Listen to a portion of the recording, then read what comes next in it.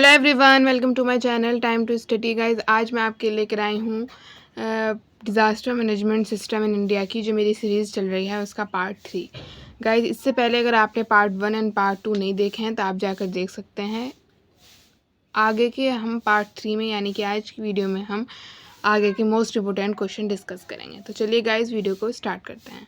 तो आज का हमारा मोस्ट इम्पोर्टेंट क्वेश्चन है, आपदाओं के सामाजिक प्रभाव पर प्रकाश डालिए, social impacts of disasters. Okay, तो चलिए वीडियो को स्टार्ट करते हैं। आज की वीडियो में हम आपदाओं का जो सामाजिक जीवन पर प्रभाव पड़ा है उसे डिस्कस करेंगे। तो आपदाओं का समाज, पर्यावरण व पारिस्थितिकी पर कुछ ना कुछ प्रभाव आवश्यक होता है। यह प्रभाव आपदा की प्रकृति के अनुसार कभी कम और कभी बहुत अधिक हो सकता है। भूकंप के सामाजिक, आर्थिक और पर्यावरणीय नुकसान होते हैं।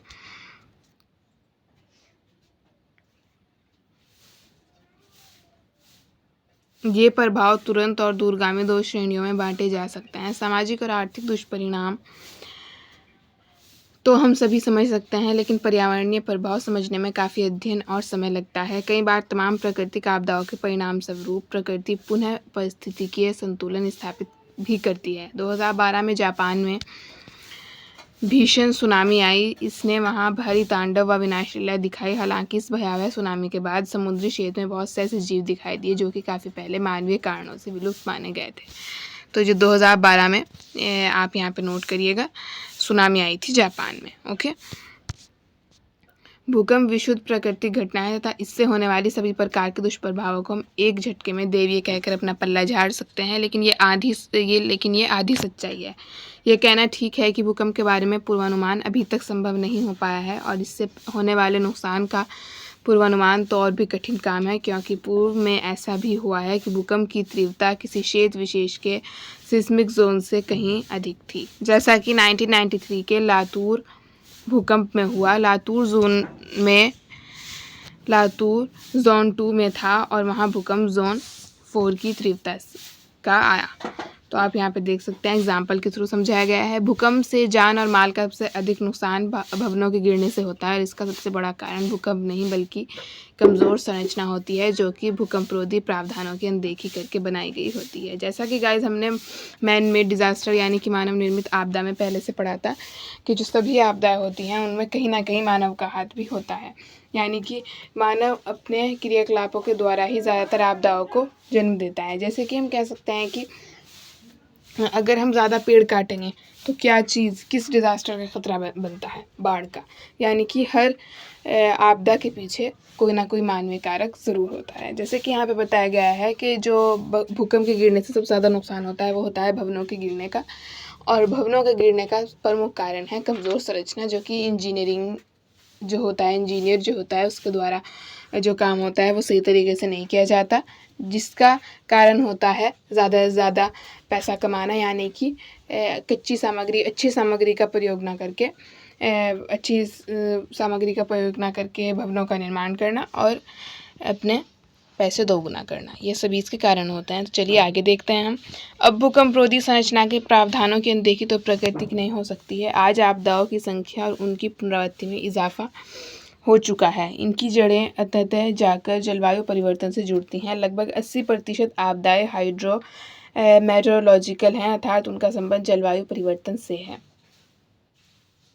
और जलवायु परिवर्तन के लिए मानव जिम्मेदार है। तो हम ये निष्कर्ष निकाल सकते हैं कि इन आपदाओं और इससे होने वाले नुकसानों के पीछे कहीं ना कहीं मानव जिम्मेदार है। यस गाइस, ये वर्ड आपको हमेशा देखने को मिलेगा, क्योंकि आपदाओं के पीछे कहीं ना कहीं अगर देखा जाए तो मानव का ही हाथ है। यानी कि हमारी पृथ्वी को जिसने प्रदूषित किया है वो कौन है? मानव। अगर हम बड़े बड़े उद्योग धंधे ना लगाएं, ऐसा भी नहीं कि हम ना लगाएं, क्योंकि वो भी एक ज़रूरत है हमारी, कम मात्रा में लगाएं। फैक्ट्रीज़ अगर हम उनसे जो धुआं निकलता है उनका थोड़ा चिमनी लगाकर उसके धुआं को कंट्रोल किया जाए, सब किया जाए, तो इससे भी बहुत पॉल्यूशन कंट्रोल हो सकता है। तो आप देखिए कि जो पृथ्वी को गंदा किया है वो किसने किया है? मानव ने। तो वहीं से सारी आपदाएं जन्म लेती हैं। भूकंप जलवायु परिवर्तन से संबंधित नहीं है, लेकिन उसके नुकसानों की भयावहता के पीछे काफ़ी हद तक मानवीय कारण है। हमारी संस्कृति में प्रकृति को माँ का दर्जा दिया गया है। हम इनकी विभिन्न रूपों में पूजा करते हैं। दरअसल उसके पीछे के वैज्ञानिक कारणों को हमने सरस्वती नदी की तरह ही विलुप्त कर दिया है और उसके दुष्परिणामों को देखकर एक बार पुनः बड़े जोर शोर से स्थापित करने में लगे हैं। प्रदूषित होने से बचाने के पीछे की अवधारणा ही इन सब की पूजा करनी थी, जो कि धीरे धीरे दकियानूसी विचारधारा कहकर पीछे छोड़ दी गई। यह सभी जानते हैं और करते हैं कि जिसकी या जिस स्थान की पूजा की जाती है उसे स्वच्छ रखा जाता है, उसका आदर किया जाता है। पर्यावरण और पारिस्थितिकी को बचाने का फॉर्मूला भी तो यही है। हमें अपनी ज़रूरतों को पूरी करने के साथ पारिस्थितिकी और पर्यावरण में संतुलन स्थापित करने की दरकार है। विलासिता वाली ज़रूरतों को पूरा करने के लिए प्रकृति के दोहन से बचना होगा। हम प्रकृति का ध्यान रखेंगे तो प्रकृति हमारा ख्याल रखेगी। प्रकृति को भावी पीढ़ियों के लिए सहेजने के लिए कुछ प्रयत्न करना होगा, यानी ज़रूरत पड़ने पर यदि पेड़ काटे जाते हैं तो साथ ही 2 गुने पेड़ लगाए भी जाने चाहिए। इसमें गाइस तो समझाने का कुछ भी नहीं है, बहुत ही ईजी लैंग्वेज में ये सब लिखा गया है। आपको एकदम से ही पढ़कर सभी याद हो जाएगा। तो ये मोस्ट इंपॉर्टेंट क्वेश्चन है गाइस एग्जाम के पॉइंट ऑफ व्यू से, क्योंकि अगर आपको डिजास्टर मैनेजमेंट पूछा जाए, आपदा प्रबंधन पूछे जाए, प्रकार पूछे जाएँ, तो उसके साथ साथ ये भी ज़रूर पूछा जाएगा कि इसके समाज पर क्या दुष्प्रभाव हैं। तो ये आप ये सभी उस क्वेश्चन में आप लिख दीजिएगा, आपको अच्छे मार्क्स मिलने के पूरे चांसेस हैं। इसी के साथ गाइज हम अब अपने नेक्स्ट क्वेश्चन की तरफ बढ़ते हैं। आपको मैं कुछ इमेजेस दिखा रही हूँ जिससे आप समझ जाइए कि मैं कौन सा क्वेश्चन आगे कराने लगी हूँ। तो आप देख सकते हैं ये इमेजेस हैं गाइज महामारी की। आपने बिल्कुल सही गैस किया है। ये सभी इमेजेस किसकी तरफ इशारा कर रहे हैं? महामारी की तरफ, यानी कि पेंडेमिक की तरफ। तो चलिए हमारा नेक्स्ट क्वेश्चन है पेंडेमिक, यानी कि हम महामारियों पर चर्चा करेंगे। हमारा महामारी question most important question guys start होता है। उन संक्रामक महामारियों को महामारी कहते हैं जो एक बहुत बड़े भूभाग जैसे कई महाद्वीपों में फैल चुकी हो। यदि कोई रोग एक विस्तृत क्षेत्र में फैला हुआ हो किंतु उससे प्रभावित लोगों की संख्या में वृद्धि ना हो रही हो तो उसे महामारी नहीं कहा जाता है। इसके अलावा फ्लू महामारी के अंदर उस फ्लू को शामिल नहीं किया जाता है जो मौसमी किस्म के हों और बार बार होते रहे हों। संपूर्ण इतिहास में चेचक और तपेदिक जैसी असंख्य महामारियों का विवरण मिलता है। HIV और 2009 का फ्लू हाल ही की महामारियों के उदाहरण हैं। हाल ही में 12 मार्च 2020 को विश्व स्वास्थ्य संगठन ने कोरोना वायरस को विश्वमारी घोषित किया है। 14वीं शताब्दी में फैली ब्लैक डेथ नामक महामारी अब तक की सबसे बड़ी महामारी थी, जिससे अनुमानतः 7.5 करोड़ से लेकर 20 करोड़ लोगों की मृत्यु हुई थी। ये इम्पोर्टेंट पॉइंट है गाइस कि जो सबसे बड़ी महामारी थी अब तक की, यानी कि 14वीं शताब्दी में फैली जो ब्लैक डेथ थी वो अब तक की सबसे बड़ी महामारी मानी जाती है, जिसमें 7.5 करोड़ से लेकर 20 करोड़ लोगों की मृत्यु हुई थी। अब हम देखते हैं इसके परिभाषा और चरण।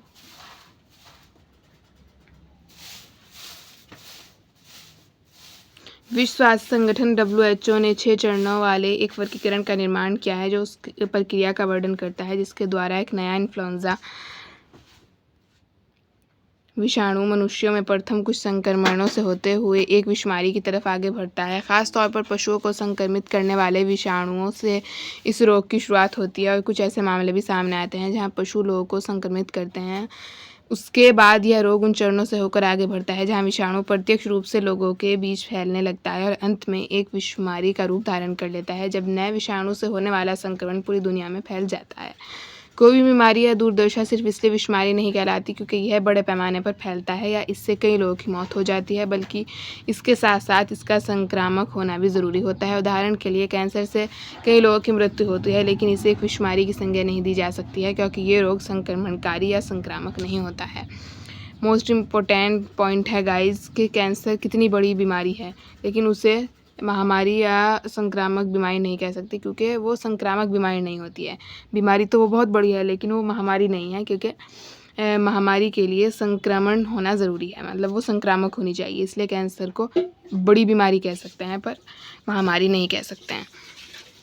मई 2009 में इन्फ्लुएंजा विषमारी पर आयोजित एक आभासी संवाददाता सम्मेलन में विश्व स्वास्थ्य संगठन के स्वास्थ्य सुरक्षा एवं पर्यावरण के विज्ञापन अंतरिम सहायक महानिदेशक डॉक्टर KG फुकुड़ा ने कहा, विषमारी के बारे में सोचने का एक आसान तरीका यह है कि विषमारी एक वैश्विक प्रकोप है तब आप खुद से पूछ सकते हैं वैश्विक प्रकोप क्या है। वैश्विक प्रकोप का मतलब है कि हम कारक के प्रसार के साथ साथ उसके बाद विषाणु के प्रसार के अलावा रोग गतिविधियों को देख सकते हैं। एक संभावित इन्फ्लुएंजा विषमारी के योजना निर्माण में WHO ने 1999 में विषमारी तैयारी मार्गदर्शन पर एक दस्तावेज प्रकाशित किया। 2005 में और 2009 के प्रकोपों के दौरान इसे संशोधित किया था और WHO pandemic phase description and man action by phase नामक एक सहायताकारी संस्मरण में इसके चरणों और प्रत्येक चरण के लिए उचित कार्यवाहियों को परिभाषित किया गया।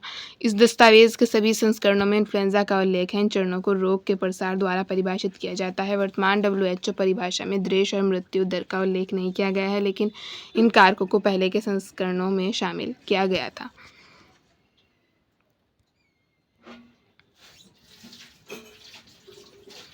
ये आप जो नाम है आप इसे अच्छे से ध्यान दीजिएगा, काफ़ी इम्पोर्टेंट है। अब हम गाइस देखते हैं वर्तमान विषमारियाँ यानी कि महामारियाँ देखते हैं हम। फर्स्ट है हमारा 2009 का इन्फ्लुएंजा। इन्फ्लुएंजा ए विषाणु प्रकार H1N1 की एक नई नस्ल के 2009 के प्रकोप ने इस चिंता को जन्म दिया कि एक नई विषमारी फैल रही थी। अप्रैल 2009 के उत्तरार्ध में विश्व स्वास्थ्य संगठन के विषमारी सतर्क स्तर में तब तक क्रमानुसार स्तर 3 से स्तर 5 तक वृद्धि होती रही है, जबकि 11 जून 2009 में घोषणा नहीं की गई कि विषमारी के स्तर को इसके सबसे ऊंचे स्तर 6 तक बढ़ा दिया गया था। 1968 के बाद से यह इस स्तर की पहली विषमारी थी।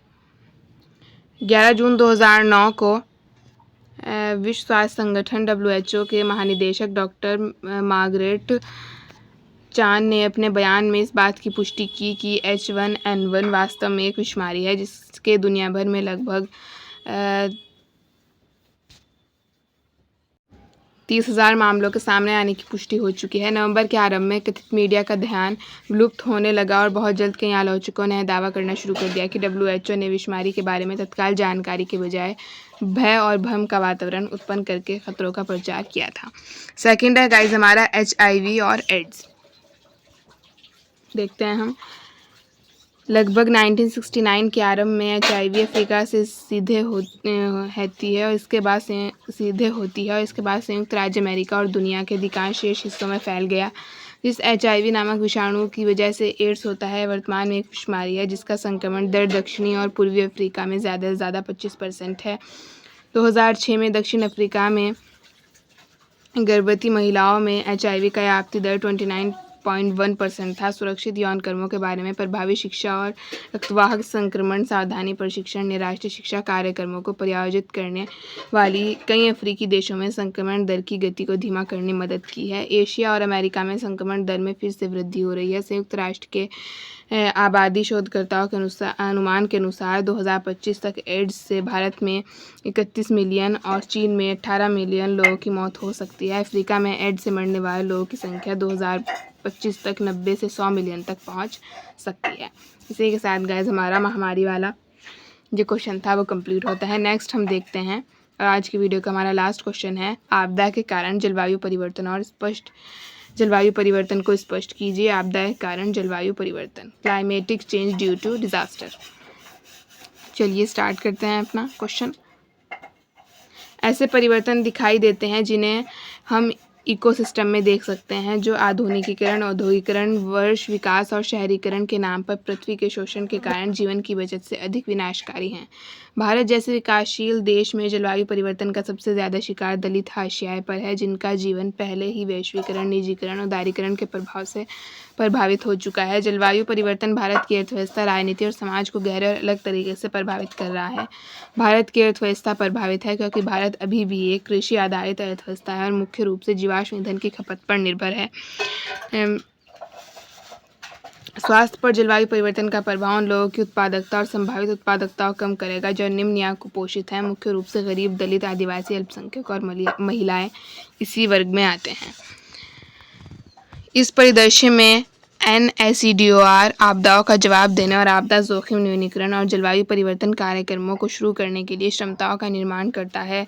NSEDOR ने अपने कार्यक्रम स्थानों में क्रॉस कटिंग मुद्दों में से एक के रूप में पर्यावरणीय अधिकारों और जलवायु परिवर्तन को अपनाया है। यह पीपल्स ऑर्गेनाइजेशन का समर्थन करता है और CBO को जलवायु अनुकूलन रणनीति और गतिविधियों में प्रशिक्षित करता है। जलवायु परिवर्तन, आपदा मानचित्रण और जलवायु अनुकूलन के मुद्दों की सामुदायिक समझ विकसित करने और पर्यावरणीय अधिकारों को बढ़ावा देने और जलवायु परिवर्तन को रोकने के लिए क्षेत्र स्तर पर प्रशिक्षित मानव संसाधन उत्पन्न के प्रयास किए जा रहे हैं। समुदाय आधारित पहला प्रयास व्यवहार और प्रथाओं में परिवर्तन को प्रोत्साहित करने और प्राकृतिक संसाधनों को पुनः उत्पन्न करने और पर्यावरणीय क्षरण को रोकने के लिए है, जैसे वर्षा जल संचयन, जैविक खाद और कीटनाशकों का उपयोग, शुष्क भूमि फसलों, कीट प्रतिरोधी फसलों के उपयोग के माध्यम से कृषि विविधीकरण। यानी कि गाइस जो हम ये है क्या कहते हैं, इसे बीमारियां हैं, इनको कैसे रोका जा सकता है, यानी कि ये जो हमारा प्रदूषण हो रहा है इसे किस तरह रोका जा सकता है। ऐसे रोका जा सकता है कि ये जो हमारी दवाइयों वाली अजीब तरह की जो दवाइयाँ लगा के खाद तैयार की जा रही है, यानी कि फसलें उगाई जा रही हैं, इसका प्रयोग ना करके जैविक खाद का उपयोग किया जाए। ये सभी करके हम जो प्रदूषण है उसे रोक सकते हैं और बीमारियों को टाल सकते हैं। NSDOR के आपदा प्रबंधन कार्यक्रम में बचाव और आपातकालीन राहत, क्षति और नुकसान का आकलन और बहाली व पुनर्वास शामिल है। हमारे क्षेत्र में हम आपदा के कारण होने वाले खतरों को खत्म करने या कम करने की कोशिश कर रहे हैं तथा समुदाय द्वारा संचालित प्रारंभिक चेतावनी प्रणाली विकसित करके किसी समुदाय को आपदा के प्रति कम संवेदनशील बनाने की कोशिश कर रहे हैं।